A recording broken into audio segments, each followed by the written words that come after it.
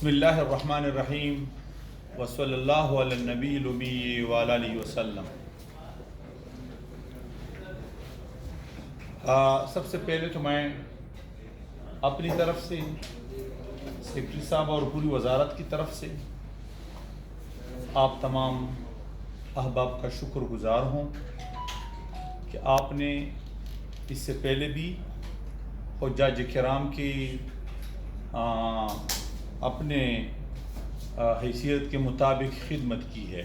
آپ نے جب ان کے اچھے جو اس کی خدمات ہوئی ہے ان کو اجاگر کیا ہے، اس سے ان کے رشتہ داروں کو خوش کیا تو آپ لوگوں نے کیا۔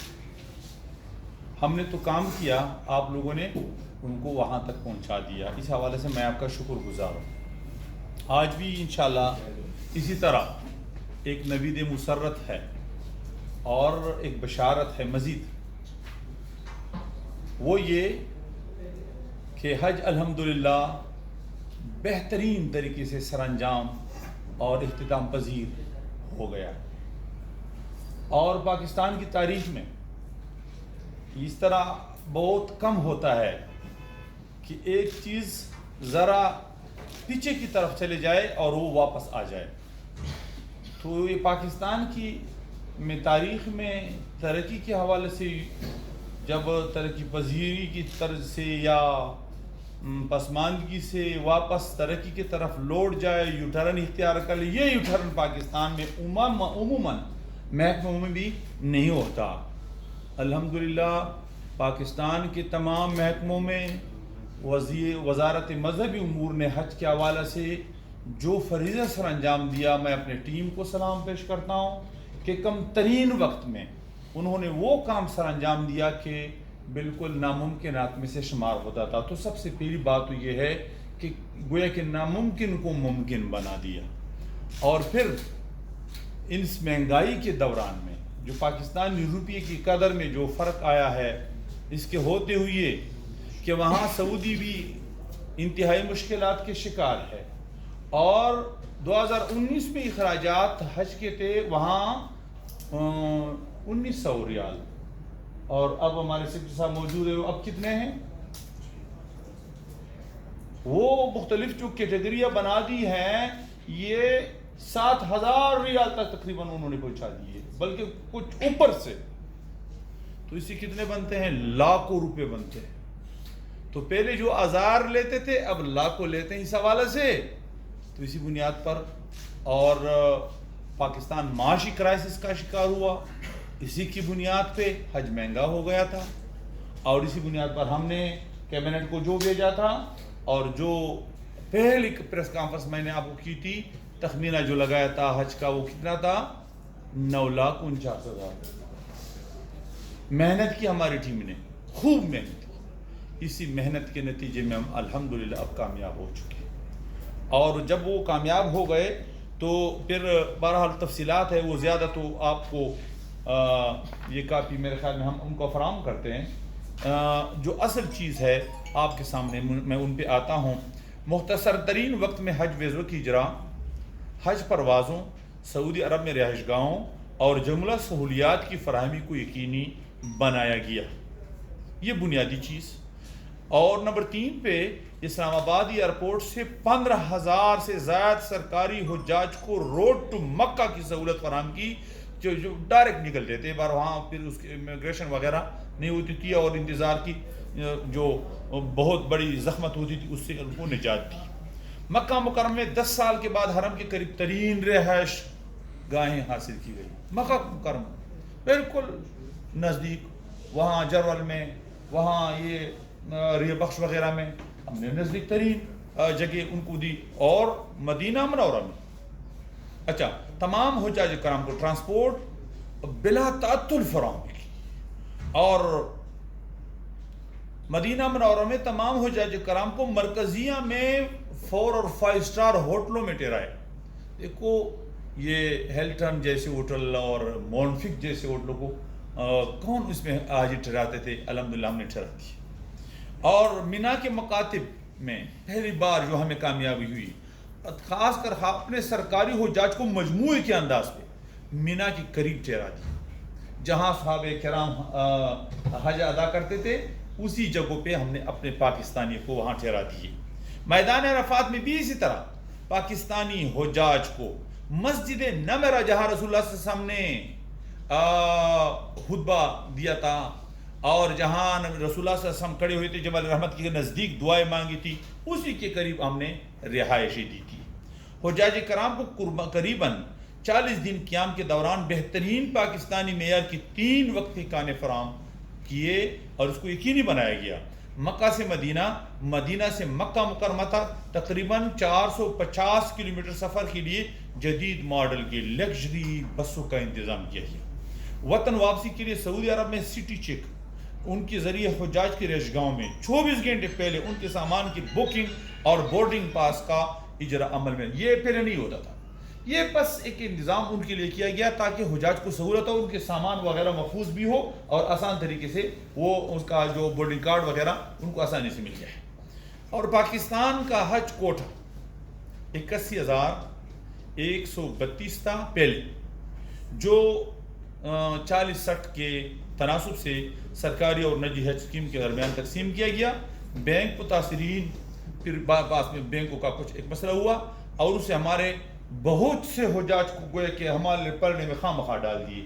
اس کے ہم اگرچہ ذمہ دار نہیں تھے، پھر ہم نے کہا کہ ہم وزارت مذہبی امور ہیں، ہم ان کی ذمہ داری لیتے ہیں، قبول کرتے ہیں، اور پھر ہم نے ذمہ داری قبول کر لیا۔ بہت سخت پریشانی سے ہم دوچار کیا، لیکن پھر سعودی عرب نے مہربانی کی اور مزید 2000 کا کوٹا اس کے لیے ہمیں دیا، تو 2000 حجاج کا مزید اضافی کوٹا دیا۔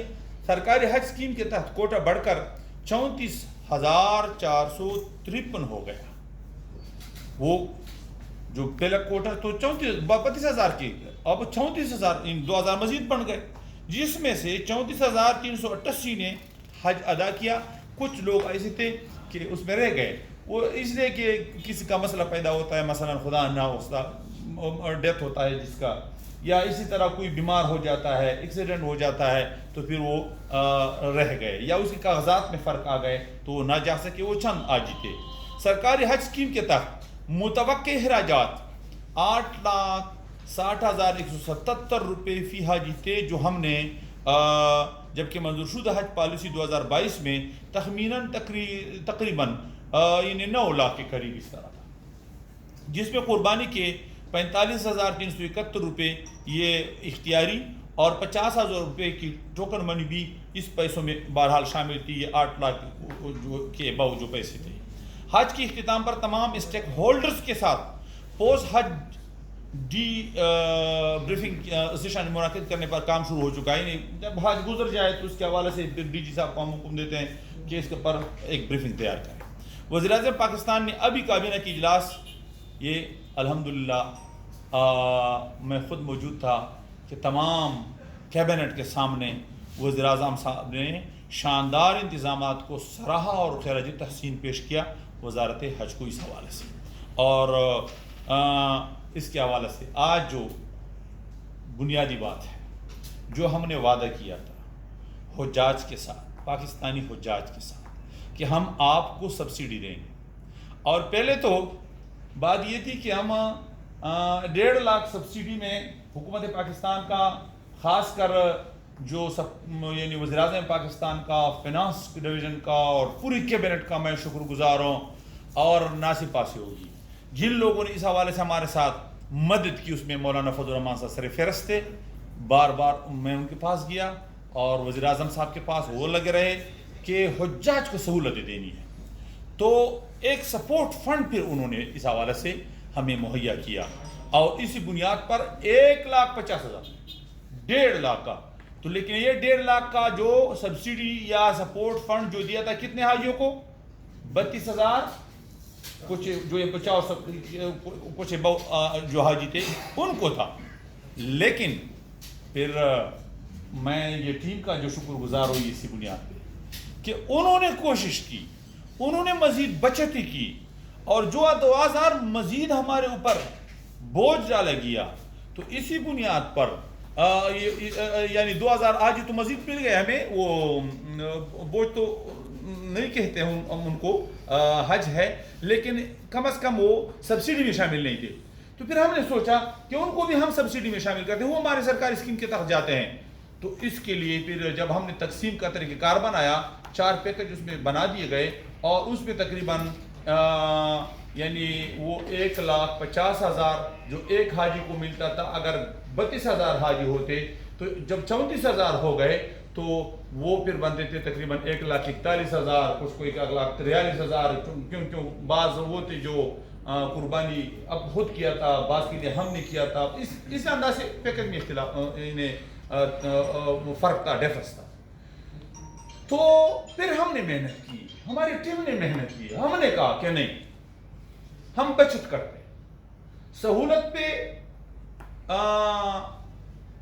کسی حاجی کو وہاں مراعات دینے پہ قطعاً تسامح سے بھی کام نہیں لیں گے، غفلت بھی نہیں کریں گے، اور اس پر سودا بازی بھی نہیں کریں گے. تمام کے تمام مراعات فل بٹا فل دیں گے اور بچت بھی کریں. اور پھر ہوا جب آج مجھے سیکرٹری صاحب نے خوشخبری سنائی اور حساب کتاب لگایا، انہوں نے کہا کہ بجائے 32,000 کے جو ہم 1,50,000 کا وعدہ کیا تھا، آج ہم ان تمام حجاج کو جو 2,000 بھی تھے ان کو بھی یعنی 1,41,000 یا 1,40,000 نہیں دیں گے. آج ہم نے فیصلہ کیا کہ سب کو 1,50,000 روپے کل سے وصول کریں گے، اور ہم نے SMS بھیج دیا اور آج بھیج دیتے ہیں. تو اس کو آپ کے سامنے پیش کرتے ہیں. وفاقی حکومت کی جانب سے سرکاری حج اسکیم کے حجاج میں 4.88 ارب روپے امدادی رقم کی اقسام تقسیم کی منظوری دی گئی تھی، جو کہ فی کس قریباً 1.5 لاکھ روپے تھی. وزارت نے خصوصی کوشش اور بچت کرنے کے بعد بشمول 2,000 اضافی حجاج، اس بار بشمول 2,000 اضافی حجاج، یہ ہمارا اپنا نکاوش ہے گویا کہ اس بات کو یقینی بنایا کہ تمام سرکاری حجاج کرام کو 1.5 لاکھ روپے کی امدادی رقم مل سکے. حسب وعدہ حج سپورٹ فنڈ کی رقوم واپس کرنے کا عمل بذریعہ بینک 17 اگست تا 31 اگست مکمل کر لیا جائے گا. انشاءاللہ تمام سرکاری حجاج کو رقوم کی واپسی کی اطلاع بذریعہ موبائل SMS کی جائے گی. بینک کے عملے کو موبائل میسج، اصل شناختی کارڈ، اصل پاسپورٹ اور اصل بینک رسید دکھانا لازم ہوگا. نامزد بینک حجاج کرام کی رقوم کی واپسی ان کی سہولت کے مطابق بذریعہ بینک اکاؤنٹ، پے آرڈر یا نقد کی صورت میں ادا کرنے کے پابند ہے. جن حجاج کے اکاؤنٹ اسی بینک میں ہیں انہی رقم فوری ٹرانسفر کی جائے گی. دوسرے بینکوں کے اکاؤنٹ ہولڈرز کو 48 گھنٹے کے اندر رقم ٹرانسفر کی جائے گی. مثلا میرا اکاؤنٹ جو ہے ایک بینک میں ہے، داخلہ کسی دوسرے میں کیا ہے اس انداز سے، تو بہرحال 48 گھنٹے میں آپ کے اکاؤنٹ میں بھی پیسے ہم ٹرانسفر کریں گے. جن حجاج کے اکاؤنٹ نہیں ہیں انہیں کیش ادائیگی یا پے آرڈر کی سہولت فراہم کی جائے گی. تو الحمدللہ ہم تمام حاجیوں کو 1.5 لاکھ کی حساب سے سپورٹ دیتے ہیں اور ان کی دعاؤں میں اپنا حصہ حاصل کرنا چاہتے ہیں. پاکستانیوں کے لیے بھی یہ مبارک ہو اور آپ تمام ساتھیوں کا شکر گزار بھی ہوں کہ آپ نے ہمیں قیمتی وقت کی. مہربانی، شکریہ.